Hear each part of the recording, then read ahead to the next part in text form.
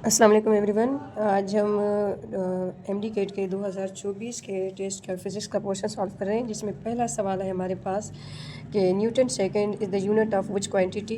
तो आपको अगर आपने फर्स्ट ईयर की फ़िज़िक्स पढ़ी हो तो उसमें आपको पता है कि हमने पढ़ा था एक term, rate of change of momentum is called force.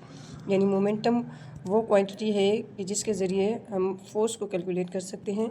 तो इसका मतलब क्या है कि जो मोमेंटम है उसका unit in terms of force और टाइम के हिसाब से होता है। तो Newton is the unit of force and time is the unit of second. तो इस तरह ये हमारे पास यूनिट हो सकता है, बल्कि यूनिट है किसका, मोमेंटम, मोमेंटम का यूनिट है। उसके बाद नेक्स्ट क्वेश्चन है हमारे पास, which of the following force is non conservative force.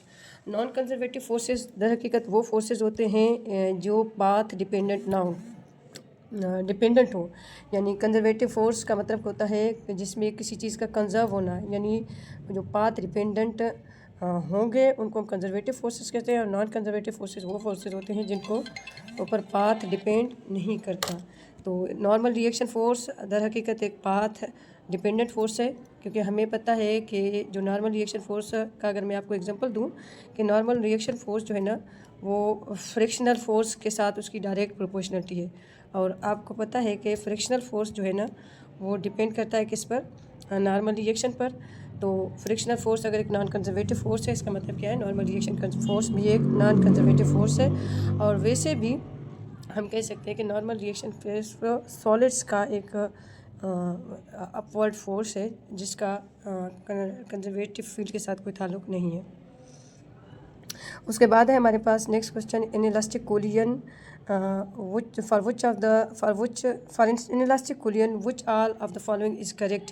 यानी इनइलास्टिक कोलियन इस तरह की कोलियन होगी जिसमें हमें पता है कि कोलिजन्स में काइनेटिक एनर्जी और मोमेंटम का तज़किरा होता है। और इनइलास्टिक कोलिजन एक इस तरह की कोलियन होगी जिसमें सिस्टम का जो काइनेटिक एनर्जी है वो कंजर्व नहीं होगी, सिर्फ उसकी मोमेंटम कंजर्व होगी। और नेक्स्ट क्वेश्चन है हमारे पास सर्कुलर मोशन पर। In circular motion what is the direction of angular velocity and angular acceleration to each other. अच्छा, ये जो क्वेश्चन है इसमें हम ये कह सकते हैं कि जो एंगुलर वेलोसिटी और एंगुलर एक्सेलरेशन की जो डायरेक्शन है वो डिपेंड करता है वेलोसिटी ऑफ एंगुलर वेलोसिटी पर।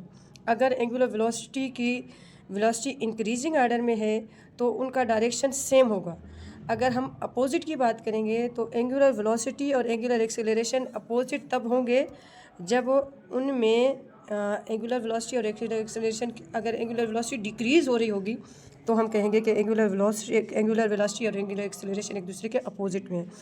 आर्डर ऑफ इंक्रीजिंग आर्डर, अगर एंगुलर वेलोसिटी इंक्रीज़ हो रही है तो उस कंडीशन में वो दोनों एक दूसरे के पैरेलल में होंगे। तो अगर ये क्वेश्चन इस तरह आया होगा तो इसका आंसर ये अपोजिट सही है। लेकिन अपोजिट तब होगा एंगुलर वेलोसिटी जब वो एंगुलर वेलोसिटी डिक्रीज़ होगी, तभी एंगुलर एक्सेलरेशन और एंगुलर वेलोसिटी एक दूसरे के अपोजिट हो सकते हैं। नंबर 5 क्वेश्चन है, work done in a circular motion is zero because velocity is perpendicular to the acceleration. Work done circular motion में हमें पता है कि जो वेलोसिटी है और उसका और एक्सेलरेशन का, सर्कुलर मोशन में acceleration is direct towards the centre of the circle and velocity is tangent to the circle and the angle between them is 90 degree. That's why the work done in a circular path is always equal to 0। उसके बाद है the speed of sound in copper is maximum in copper. Copper एक हमें जैसे पता है कि copper एक कंडक्टर है और कंडक्टर्स आर गुड, उनमें कैपेबिलिटी होती है हीट की, यानी वो good conductors of heat and electricity होते हैं। तो कॉपर एक good conductor of heat and electricity है। अगर हम कैसे बात कर रहे हैं साउंड की स्पीड पे, तो हमें पता है जो स्पीड ऑफ साउंड है वो डिपेंड करता है टेम्परेचर पर। अगर हीट इंक्रीज़ हो रहा है, यानी अगर वो ज़्यादा कॉपर का वो ज़्यादा हीट कंडक्टेंस उसकी ज़्यादा है जिसकी वजह से उसका वो टेम्परेचर ज़्यादा इंक्रीज़ होता है उसका, और टेम्परेचर की स्पीड ऑफ साउंड से डायरेक्ट प्रोपोर्शनलिटी है, जिसकी वजह से हम कह सकते हैं कि कॉपर में स्पीड ऑफ साउंड मैक्सिमम होता है।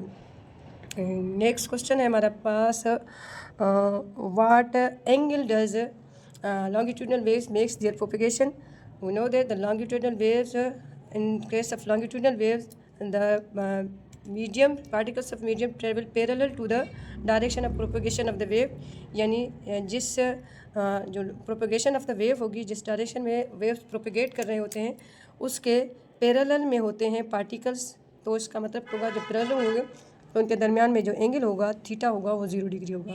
यानी लॉन्गिट्यूडनल वेव में पार्टिकल्स ऑफ द मीडियम और प्रोपगेशन ऑफ द वेव, यानी वेव जिस डायरेक्शन में जा रही होती है और पार्टिकल्स भी उसी डायरेक्शन में जा रहे होते हैं, जिसकी वजह से हम क्या कहते हैं, ये पैरेलल में होते हैं, तो इनके दरमियान में थीटा 0 होता है। नेक्स्ट क्वेश्चन है हमारे पास, in simple harmonic motion the acceleration is maximum when the displacement is maximum. ये तो आसान सी बात है कि सिंपल हार्मोनिक मोशन में हमने पढ़ा है कि the acceleration is directly proportional to the negative of the displacement, it because of negative sign is because of the indicating the direction of displacement is towards the mean position, और sorry direction of acceleration towards mean position. और ये तो एक simple सा concept है जो हमें पता है by the definition of simple harmonic motion. उसके बाद स्टैंडिंग वेव्स अंडरगोज इंटरफेरेंस, ये भी ये क्योंकि स्टैंडिंग वेव्स के जो दोनों पॉइंट्स हैं वो फिक्स होते हैं, जिसकी वजह से हम कहते हैं कि इनके दरमियान में जो वेव नेचर होगा वो इंटरफेरेंस का होगा। नेक्स्ट क्वेश्चन है, which of the following explain the working principle of capacitor. Capacitor is a charge storing device, और इसमें फिर क्या कहते हैं कि electric potential is change while keeping the charge constant, यानी इलेक्ट्रिक पोटेंशियल जो है ना इसके प्रिंसिपल पे वर्क करता है कि electric potential is change while keeping the charge constant. उसके बाद हमारा क्वेश्चन है what is the gain of internal energy. The internal gain of internal energy जैसे हमें पता है W is equal to internal energy, तो जो वैल्यू हमारे पास W की होगी वही इंटरनल एनर्जी की वैल्यू होगी। क्वेश्चन नंबर 12 है हमारे पास, what is the work done when the internal energy decrease by the value and the work done.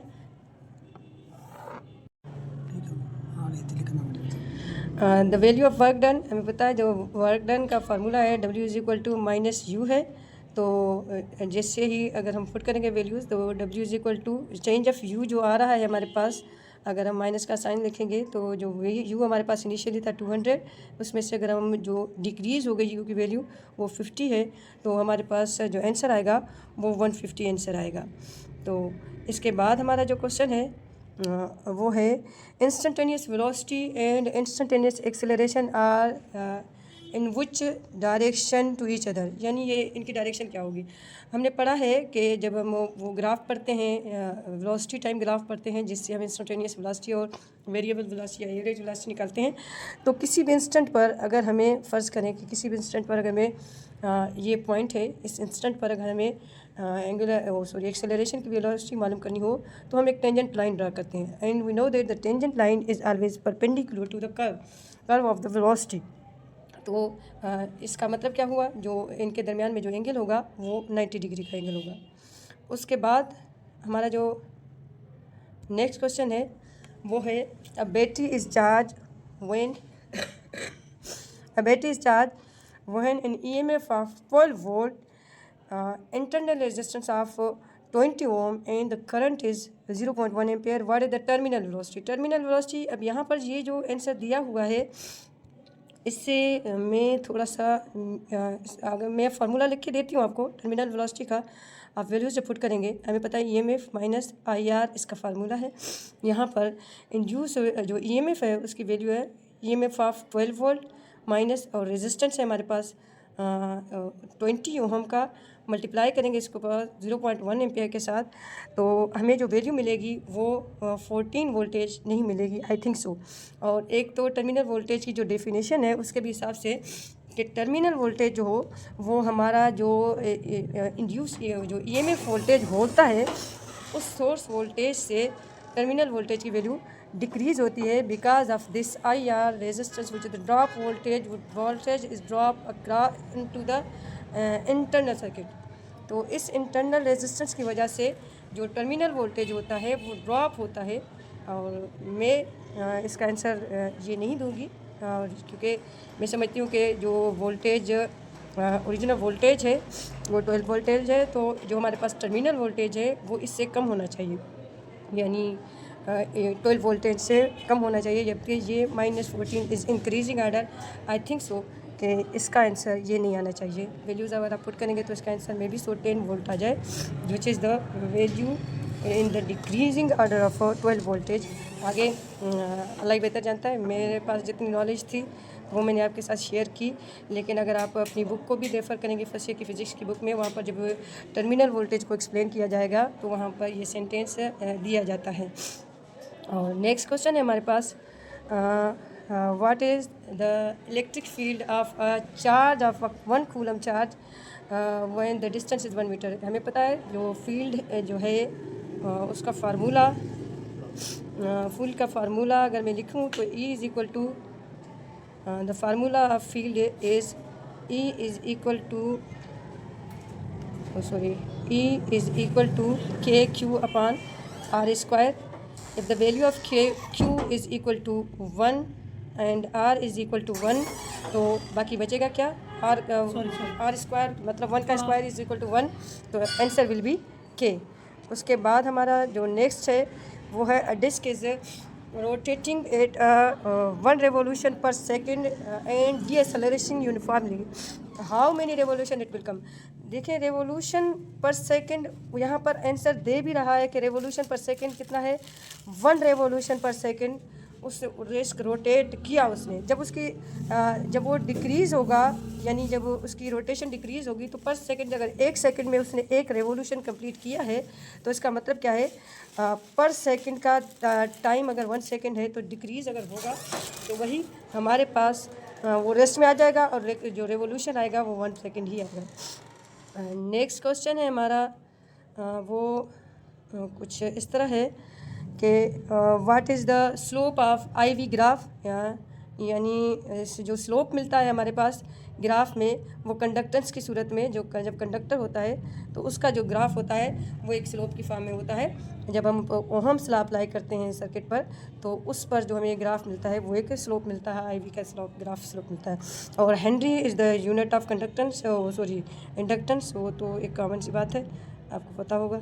और नेक्स्ट है हमारे पास 19, maximum height is achieved at the angle of, जब भी हम प्रोजेक्टाइल मोशन डिस्कस करेंगे या कोई भी वर्टिकल मोशन होगा वेव फॉर्म का, तो मैक्सिमम एंगल जो हाइट रीच होता है वो हमें 90 डिग्री के एंगल पर रीच होता है।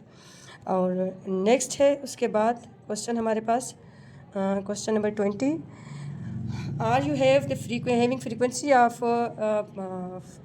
500 and the wavelength is 1 centimetre. What is the velocity, simple है, जो वेलोसिटी का फार्मूला है V is equal to lambda f. अब यहाँ पर जो V है लेमडा सेंटीमीटर्स में है, आप इसको मीटर्स में कन्वर्ट करेंगे, इसको जब फ्रीक्वेंसी के साथ मल्टीप्लाई करेंगे तो आपको answer 10 metre per second answer मिल जाएगा आपको। इसके बाद नेक्स्ट क्वेश्चन है, अच्छा ये क्वेश्चन हमारे पास लिखा हुआ नहीं है, मैं थोड़ा ये क्वेश्चन पढ़ लूँ। ये क्वेश्चन कर रहा है कि the total energy of oscillation is depends upon what. तो आपको पता है इसके फार्मूले से the energy is equal to 1/2 m x nought square. x nought square is the amplitude of x is the amplitude of wave form and it is in the form of a square, that means the answer will be the square of the amplitude.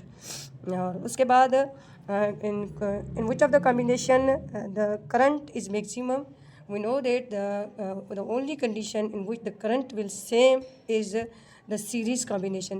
Series combination एक ऐसा combination है जिसमें current की value same होती है, यानी जो source current generate कर रहा होता है वही करंट की वैल्यू सर्किट के ओवरऑल सर्किट में लोड तक पहुंचता है। लेकिन अगर हम कोई भी और किस्म की कॉम्बिनेशन लगाएंगे, जैसे पैरेलल कॉम्बिनेशन लगाते हैं, तो वहाँ पर लोड पर जो करंट पहुँचेगा तो उसकी वैल्यू डिक्रीज़ होगी। तो इस कंडीशन में हम कहेंगे कि सीरीज़ कॉम्बिनेशन ही एक कॉम्बिनेशन है जिसमें करंट की वैल्यू मैक्सिमम रह सकती है सर्किट में। उसके बाद नेक्स्ट क्वेश्चन है, and in finite sheet the electric field strength of 50 Newton is placed at a distance of 2 meter far. If it is placed yani the distance is going to change 4 meter far, what is going to be the value of electric field। आपको पता है कि जो हम parallel plate capacitors पढ़े हैं तो उसमें इंटर की फिज़िक्स में होगा, ये फर्स्ट ईयर की में कि ये अगर एक हमारे पास इनफाइनाइट शीट है तो उसका जो फील्ड का फार्मूला है वो हमें पता है Q upon A epsilon not है। अगर हम इसको in the form of charge density लिखेंगे तो ये सिग्मा एप्सिलॉन नॉट है। आप देखेंगे इस पूरे फार्मूले में, फील्ड के पूरे फार्मूले में कहीं पे भी डिस्टेंस का तज़किरा नहीं आ रहा। दैट मीन्स जो इनफाइनाइट शीट है उस पर आप किसी भी पॉइंट पर फील्ड कैलकुलेट करेंगे वो वैल्यू फील्ड की सेम आएगी। नेक्स्ट क्वेश्चन है हमारे पास, यानी सॉरी मैं बता दूं कि जो 5 न्यूटन है वही 5 न्यूटन आएगा। क्वेश्चन नंबर 24 है, इफ़ अ फोर्स ऑफ अच्छा ये if a force of 50 Newton is applied in a box of mass 2 kg 2 kilogram sorry 2 kg for 2 second, what is the work done. अब यहाँ पर हमारे पास जो वर्क डन का formula है जनरली वो F.D है, लेकिन यहाँ पर हमारे पास डिस्प्लेसमेंट नहीं दिया हुआ। तो यहाँ पर अब हम वर्क को इन टर्म्स ऑफ टाइम जब कैलकुलेट करेंगे तो हमें वर्क को इन टर्म्स ऑफ टाइम जब हम लेते हैं हमें पता है कि वर्क बराबर होता है किसके, इसको थोड़ा सा इसकी कैलकुलेशन है। अच्छा अगर मे भी सो किसी के पास थोड़ा शॉर्ट हैंड मेथड हो, लेकिन मेरे पास थोड़ी कैलकुलेशन होगी इसकी कि आप पावर वाला फार्मूला अप्लाई करेंगे। पावर वाले फार्मूले से आप वर्क को कैलकुलेट करेंगे, यानी W/T। यहाँ से आप एक मेन इक्वेशन बनाएंगे W = PT, और हमें पता है जो पावर है वो बराबर होता है F.V के, और हमारे पास यहाँ पर V भी गिवन नहीं है।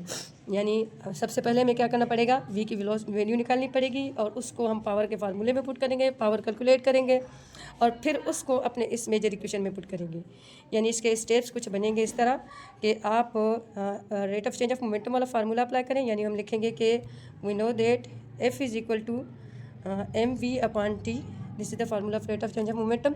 यहाँ से आप m की वैल्यू निकालें। इक्वेशन को जब रीअरेंज करेंगे तो v बराबर होगा, कुछ इस तरह का इक्वेशन मिलेगा Ft/m। यहाँ से आप m की वैल्यू v की वैल्यू कैलकुलेट करेंगे। अब v की जो वैल्यू यहाँ पर आपको मिलेगी आप उसको पुट करेंगे पावर में, पावर = F.V/T। इसमें जब आप पुट करेंगे तो आपको पावर मिल जाएगा। अब ये जो पावर की वैल्यू है इसको फिर आप पुट करेंगे W वाले फार्मूले में, वर्क के फार्मूले में, W = P/T। मेरे पास टाइम थोड़ा शॉर्ट है तो मैं कैलकुलेशन नहीं कर रही हूँ, आप इन स्टेप्स को फॉलो करेंगे तो आपको एग्जैक्टली यही आंसर मिल जाएगा इंशाल्लाह। नेक्स्ट क्वेश्चन है हमारे पास, question number 25, at which angle between the magnetic flux and the vector area the flux is 0।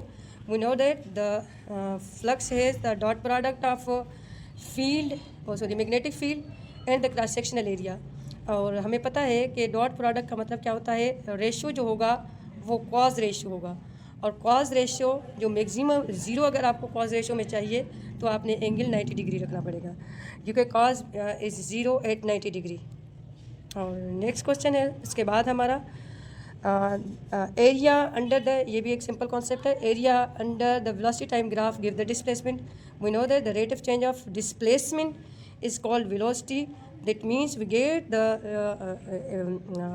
velocity from displacement type graph। तो हम क्या कहेंगे कि rate of change of displacement is called velocity. तो area अगर हमें अंडर द देंगे तो ये हमें वेलोसिटी टाइम ग्राफ का जो एरिया है वो डिस्प्लेसमेंट ही होगा। नेक्स्ट है क्वेश्चन हमारे पास, क्वेश्चन नंबर 27, जो आई थिंक सो ये लास्ट क्वेश्चन भी होगा। ये है, if body fall at a constant acceleration of 9.8 metre per second square it means. देखें यानी ये लिखा हुआ आंसर में velocity increase by 9.8 metre per second each. देखें जब बात करें कांस्टेंट एक्सीलरेशन की, that means the magnitude of acceleration the acceleration is the rate of change of velocity. यानी अगर हम कांस्टेंट एक्सीलरेशन की बात कर रहे हैं तो इसका मतलब क्या है कि जो वेलोसिटी है वो उसी रेट के साथ, यानी मैग्नीट्यूड ऑफ वेलोसिटी वही होगी, जो time rate change of velocity होगी वही होगी जो हमें एक्सीलरेशन मिली हुई है। यानी यूनिफॉर्म या कांस्टेंट एक्सीलरेशन की कंडीशन में magnitude of acceleration must be equal to the magnitude of velocity. उसके बाद नेक्स्ट है हमारे पास क्वेश्चन मैं ये आपको जल्दी जल्दी से एक्सप्लेन कर रही हूँ। ये एक शॉर्ट सा वीडियो बना रहे हैं हम। और उसके बाद एक क्वेश्चन आखिरी रहता है हमारा कि a man pick up a mass of 1 kg to a height of 1 metre, what is the work done by the man. यानी इस पर हम simple work done under the action of gravity वाला फार्मूला अप्लाई करेंगे। W is equal to mgh and we know the value of W is m is equal to 1 kg and the height is 1 meter. Then if we put the value of g is 10 meter per second square, then the work will be 10 joule. ठीक है, जितना मेरा इल्म था मैंने आपके साथ share किया। Thank you so much. अगर किसी को फ़ायदा होगा, अल्लाह हाफ़िज़।